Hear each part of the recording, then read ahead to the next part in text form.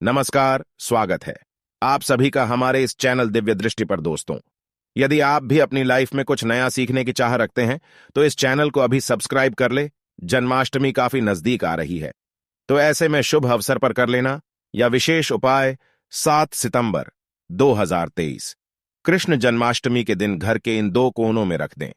मोर पंख चमक जाएगी, आपकी किस्मत और हो जाएंगे, धनवान मिलेगा, संतान सुख और हर मनोकामना मात्र एक दिन में हो जाएगी। पूरी करीब 200 वर्षों बाद जन्माष्टमी के पावन दिन पर एक बहुत ही दुर्लभ और दिव्य संयोग बनने जा रहा है, क्योंकि इस दिन भक्त श्री कृष्ण के आशीर्वाद से अमृत सिद्धि योग, धन लक्ष्मी योग, संतान प्राप्ति और राजयोग का निर्माण हो रहा है। और ऐसे में यदि आप इस दिन गुरुजी द्वारा बताए गए इन उपायों से घर के कोनों में मोर पंख रख देते हैं तो आपकी कैसी भी परेशानी हो, चाहे वह धन की इच्छा हो या संतान प्राप्ति की या अच्छे स्वास्थ्य की, हर मनोकामना आपकी मात्र एक आसान से उपाय से पूरी हो जाएगी।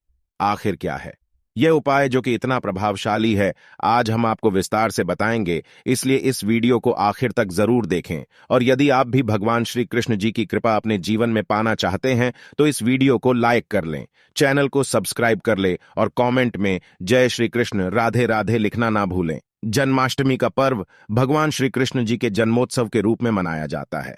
भगवान कृष्ण जी का जन्म भादो मास के कृष्ण पक्ष की अष्टमी तिथि को रोहिणी नक्षत्र में हुआ था और उनके जन्म के दिन को आज भी काफी धूमधाम से मनाया जाता है। जन्माष्टमी के दिन भगवान कृष्ण की आधी रात यानी 12 बजे को झांकी की जाती है और घंटे घड़ियाल बजाकर उनके जन्म की खुशियां बांटी जाती हैं। ऐसी मान्यता है कि भगवान विष्णु जी ने धर्म की स्थापना करने के लिए श्री कृष्ण जी के रूप में जन्म लिया था। इस दिन व्रत धारण कर श्री कृष्ण जी का स्मरण करना अत्यंत ही फलदायी होता है। शास्त्रों में जन्माष्टमी के व्रत को व्रत राज्य कहा गया है। पुराण में इस व्रत के संदर्भ में उल्लेख है कि जिस घर में यह व्रत किया जाता है वहां अकाल मृत्यु, गर्भपात, दुर्भाग्य तथा कलह नहीं होती है। जो एक बार भी इस व्रत को करता है वह संसार के सभी सुखों का भोग कर विष्णु लोक में निवास करता है। तो चलिए जानते हैं कि साल 2023 में जन्माष्टमी का पर्व मनाया जाएगा। तो आपको बता दें कि जन्माष्टमी कृष्ण पक्ष की अष्टमी तिथि इस बार 6 सितंबर को पड़ रहा है। यह कृष्ण जी का 5250वीं जन्माष्टमी होगी। ऐसे में यह 6 सितंबर को दोपहर 3:37 से शुरू होगा और 7 सितंबर को शाम 4 बजे कुल 14 मिनट तक रहेगा। इस दिन सुबह 9:20 से रोहिणी नक्षत्र शुरू होगा। ऐसे में गृहस्थ और वैष्णव संप्रदाय के लोग 7 सितंबर को इस त्योहार को मनाएंगे। जन्माष्टमी के लिए इस बार शुभ मुहूर्त 46 मिनट का है, जो 12:02 से 12:48 तक रहेगा। ऐसे में इस दिन रोहिणी नक्षत्र का संयोग भी बन रहा है। ऐसे में इस दुर्लभ संयोग में जन्माष्टमी की पूजा करने से 3 जन्मों के पापों से मुक्ति मिलेगी। वहीं यदि किसी की आत्मा प्रेत योनि में भटक रही है तो उनके नाम से की गई पूजा उनकी आत्मा को मुक्ति प्रदान करेगी। इस दिन का व्रत निसंतान को भी संतान का सुख देने वाला होगा। ऐसे में इस बार जन्माष्टमी का व्रत करना ना भूलें। साथ ही जो इस व्रत को शुरू करना चाहते हैं उस बार उनके लिए सबसे अच्छा मौका है भगवान श्री कृष्ण की कृपा पाने का। मैं वह भी इस बार व्रत को शुरू कर सकते हैं।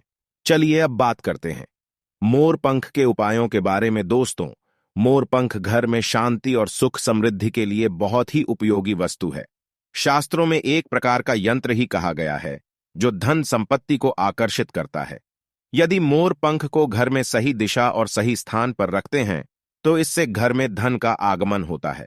संचित धन में कई गुना अधिक वृद्धि होती है।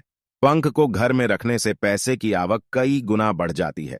इसके लिए आपको केवल 3 मोर पंख लेने हैं और उससे जुड़े महत्वपूर्ण वास्तु उपाय करने हैं, जिसके बारे में आज हम आपको बताएंगे। इसीलिए इस महत्वपूर्ण जानकारी को पूरा जरूर देखें। सबसे पहले हम जानते हैं कि मोर और मोर के पंख का हमारे धार्मिक शास्त्रों में क्या महत्व बताया गया है। धार्मिक ग्रंथों के अनुसार मोर पंख एक चमत्कारिक यंत्र होता है। इसका प्रयोग तांत्रिक क्रियाओं में भी किया जाता है।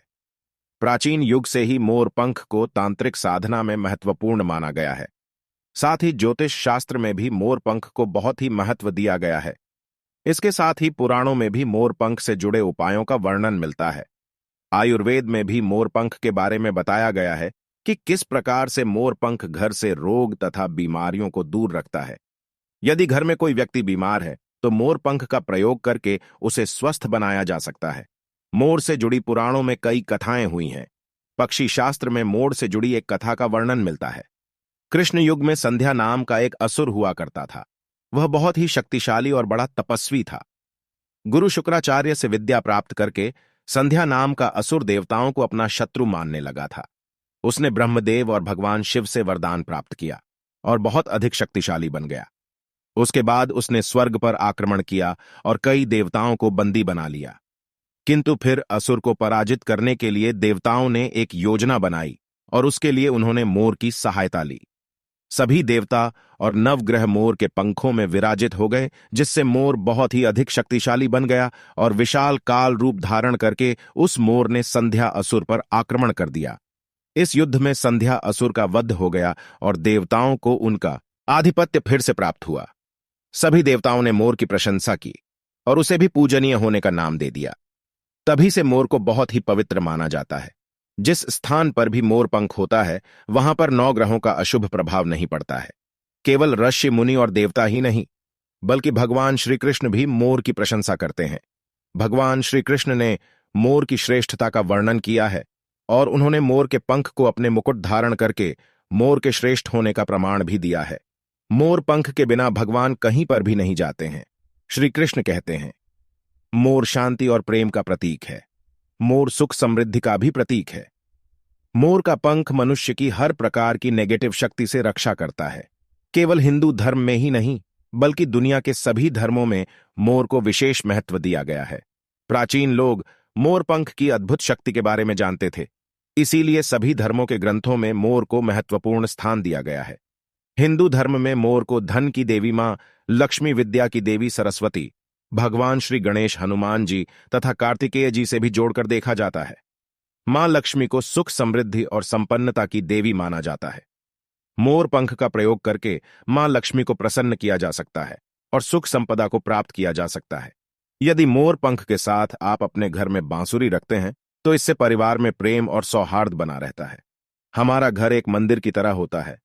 यदि इसमें रहने वाले सदस्य रोज आपस में झगड़ा करने लगे तो यह मंदिर कम, युद्ध का मैदान अधिक लगने लगता है। घर में क्लेश और झगड़े के कई कारण हो सकते हैं, किंतु सबसे बड़ा कारण होता है घर में नेगेटिव ऊर्जा का प्रवेश करना। किंतु हमारे घर में यह नेगेटिव ऊर्जा आखिर कहां से प्रवेश करती है और किस नेगेटिव ऊर्जा को दूर करने के लिए कौन से उपाय करने चाहिए? वास्तुशास्त्र के अनुसार प्रत्येक घर में नेगेटिव ऊर्जा फैलाने वाली चीजें मौजूद होती हैं। इन वस्तुओं के बिना हमारा घर चल नहीं पाता है। इन वस्तुओं को तो हम घर से बाहर नहीं निकाल सकते हैं, उस नेगेटिव ऊर्जा को अवश्य बाहर निकाल सकते हैं। इसके लिए हमें मोर पंख का प्रयोग करना चाहिए। इसके लिए मोर के पंखों को आप अपने घर पर खूब जोर जोर से हवा में हिलाएं। इससे आपके घर की जितनी भी नेगेटिव ऊर्जा है वह आपके घर से बाहर हो जाएगी। यदि रोज सुबह पूजा के बाद आप ऐसा करते हैं तो आपके घर की सारी नेगेटिव ऊर्जा घर से बाहर चली जाएगी और आपके घर में सुख शांति बनी रहेगी। इसी बात रखते हुए आज हम आपको बताएंगे कि घर में वह कौन सी 3 जगह है जहां पर आपको मोरपंख जरूर रखना चाहिए, और इन जगहों पर यदि आप मोरपंख रख देते हैं तो आपके घर में भी सबसे अधिक पॉजिटिव ऊर्जा बनी रहेगी। सबसे पहली बात, घर से नेगेटिव ऊर्जा को दूर करने के लिए यदि घर में नेगेटिव ऊर्जा है और परिवार के सदस्यों की तरक्की में अड़चनें आ रही है तो आप अपने मुख्य द्वार के ऊपर कृष्ण जी के प्रतिमा और मोरपंख अवश्य रखें। इससे आपके घर में किसी भी प्रकार की नेगेटिव ऊर्जा प्रवेश नहीं कर पाएगी। यदि आपका मुख्य द्वार वास्तुशास्त्र के नियमों के विरुद्ध है तो आप मुख्य द्वार पर 3 मोर पंख अवश्य रखें। इससे वास्तु दोष समाप्त हो जाएंगे। दूसरी बात, ग्रहों के दुष्प्रभाव से बचने के लिए यदि घर के सदस्यों पर ग्रहों का दुष्प्रभाव है अथवा ग्रहों की स्थिति खराब चल रही है तो मोर पंख लें और उस गंगा जल अथवा शुद्ध जल का छिड़काव करें। फिर इसे ऐसे स्थान पर रख दें जहां पर यह किसी को दिखाई न दें। इससे ग्रह शांत होने में मदद मिलती है। तीसरी बात, बुरी नजर से बचने के लिए यदि घर के किसी सदस्य अथवा बालक को बुरी नजर लगी है या उस पर किसी की बुरी नजर का प्रभाव पड़ा है तो सोते समय उस व्यक्ति के तकिए के नीचे मोर पंख रखें और दूसरे दिन इसे किसी बहते जल में अथवा कुएं में डाल दें। इससे बुरी नजर उतर जाती है।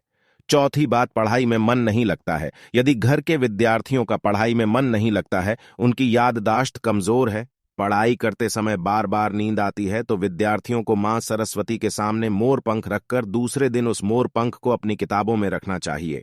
से विद्यार्थियों में एकाग्रता बढ़ेगी और मां सरस्वती की कृपा बनी रहेगी। 5 उपाय दोस्त शत्रु से छुटकारा पाने के लिए। यदि कोई शत्रु जानबूझकर आपको परेशान रहा है और बार बार आपको नुकसान पहुंचाने का प्रयास करता है तो मंगलवार के दिन हनुमान जी के मस्तक का सिंदूर मोर पंख पर लगाएं और सुबह समय बिना नहाए इसे बहते हुए जल प्रवाह में अथवा कुएं में डाल दें। इससे शत्रु से छुटकारा मिलता है। छठी बात, मनवांछित फल प्राप्ति के लिए। यदि मन की कोई इच्छा अधूरी है, कई दिनों तक पूजा करने के पश्चात भी मनवांछित फल प्राप्त नहीं होता है, कार्यों में बार बार रुकावट आ रही है, तो आप राधा कृष्ण के मंदिर में जाकर भगवान श्री कृष्ण को मोर पंख चढ़ाएं अथवा घर में ही श्री कृष्ण की मूर्ति पर मोर पंख लगाए और अपनी इच्छा उनके सामने प्रकट करें। साथ भी यह बात, यदि पति पत्नी के बीच तनाव हो, यदि घर के अंदर क्लेश है, पति पत्नी के बीच बार बार झगड़े होते हैं, आपसी प्रेम कम होने लगा है, तो उनके बेडरूम में दक्षिण पूर्व की दिशा में मोर पंख रख देना चाहिए। इससे दोनों के बीच में प्रेम बढ़ेगा। अथवा उपाय, धन में वृद्धि के लिए। यदि धन की कमी है, अचानक धन खर्च हो जाता है, तो घर में थी अवश्य बनाएं। तिजोरी रखते समय ध्यान रहे तिजोरी को पश्चिम की दीवार पर सटाकर रखें और उसका मुख पूर्व दिशा की ओर हो। इससे देवराज की कृपा दृष्टि बनी रहेगी। साथ ही महालक्ष्मी की पूजा में मोर पंख रखकर उसे तिजोरी में रखें। इससे घर में सुख समृद्धि आती है और धन की कमी महसूस नहीं होती है। यदि धन की समस्या है तो घर के अग्निकोण में अर्थात दक्षिण पूर्व दिशा में अपनी कमर से ऊपर आधे की ऊंचाई पर 2 मोर पंख शुक्ल पक्ष में लगाए। जल्दी ही धन प्राप्ति के नए अवसर प्राप्त होने लगेंगे। यह उपाय आप किसी भी शुभ दिन मोर का पंख लेकर घर के किसी ऐसे स्थान पर रखें जहां पर आने जाने वाले लोगों की नजर सबसे ज्यादा पड़ती है। असल में मोर का पंख नेगेटिव ऊर्जा को अवशोषित करता है, इसलिए आपको इसको ऐसे स्थान पर लगाना चाहिए जहां यह सभी को नजर आए। मोर के पंख का यह उपाय न सिर्फ आपको बल्कि आपके घर के सदस्यों के जीवन में भी सुख और समृद्धि जरूर लेकर आएगा। तो इस प्रकार से मोर पंख का प्रयोग करके आप अपने जीवन में सुख समृद्धि ला सकते हैं। इसी के साथ जन्माष्टमी के दिन आपको इन उपायों के साथ साथ जन्माष्टमी व्रत कथा भी सुनी और सुनानी चाहिए, जिससे आपके सभी पाप धुल जाते हैं और आपकी हर मानव पूरी हो जाती है। तो आइए शुरू करते हैं। जन्माष्टमी व्रत कथा स्कंद पुराण के मुताबिक द्वापर युग की बात है। उन दिनों मथुरा में उग्रसेन नाम के राजा हुए, किंतु स्वभाव से सीधे साधे थे। यही वजह थी कि उनके पुत्र कंस ने ही उनका राज्य हड़प लिया और स्वयं मथुरा का राजा बन बैठा। कंस की एक बहन थी जिनका नाम था देवकी। कंस देवकी से बहुत स्नेह करता था। देवकी का विवाह वसुदेव से तय हुआ तो विवाह होने के बाद कंस स्वयं ही रात भागते हुए बहन को ससुराल छोड़ने के लिए रवाना हुआ। स्कंद पुराण के अनुसार जब वह बहन को छोड़ने के लिए जा रहे थे, तभी एक आकाशवाणी हुई कि जिस बहन को वह इतने प्रेम से विदा करने स्वयं ही जा रहा है, उसी बहन का 8वां पुत्र तेरा संहार करेगा। यह सुनते ही कंस क्रोधित हो गया और देवकी और वसुदेव को मारने के लिए जैसे ही आगे बढ़ा, तभी वसुदेव ने कहा कि वह देवकी को कोई नुकसान न पहुंचाए। वह अपनी और देवकी की 8वीं संतान कंस को सौंप देगा। इसके बाद कंस ने वासुदेव और देवकी को मारने के बजाय कारागार में डाल दिया। कारागार में ही देवकी ने 7 संतानों को जन्म दिया और कंस ने सभी को एक एक करके मार दिया। इसके बाद जैसे ही देवकी फिर से गर्भवती हुई, तभी कंस ने कारागार का पहरा और भी कड़ा कर दिया। तब भाद्रपद माह के कृष्ण पक्ष की अष्टमी को रोहिणी नक्षत्र में कन्हैया का जन्म हुआ। तभी श्री विष्णु ने वासुदेव ने दर्शन देकर कहा कि वह स्वयं ही उनके पुत्र के रूप में जन्मे हैं। उन्होंने यह भी कहा कि वसुदेव जी उन्हें वृंदावन में अपने मित्र नंद बाबा के घर पर छोड़ आए और यशोदा जी के गर्भ से जिस कन्या का जन्म हुआ है उसे कारागार में ले आए। यशोदा जी के गर्भ से जन्म कन्या कोई और नहीं बल्कि स्वयं माता है। यह सब कुछ सुनने के बाद वसुदेव जी ने वैसा ही किया। वासुदेव जी ने जैसे ही कन्हैया को अपनी गोद में उठाया, कारागार के ताले खुद ही खुल गए। पहरेदार अपने आप ही नींद के आगोश में आ गए। फिर वसुदेव जी कृष्णा टोकरी में रखकर वृंदावन की ओर निकल चले कि उस समय यमुना जी पूरे उफान पर थी। तब वसुदेव जी महाराज ने टोकरी को सिर पर रखा और यमुना जी को पार करके नंद बाबा के घर पहुंचे। वहां कन्हैया को यशोदा जी के साथ पास रखकर कन्या को लेकर मथुरा वापस लौट आए।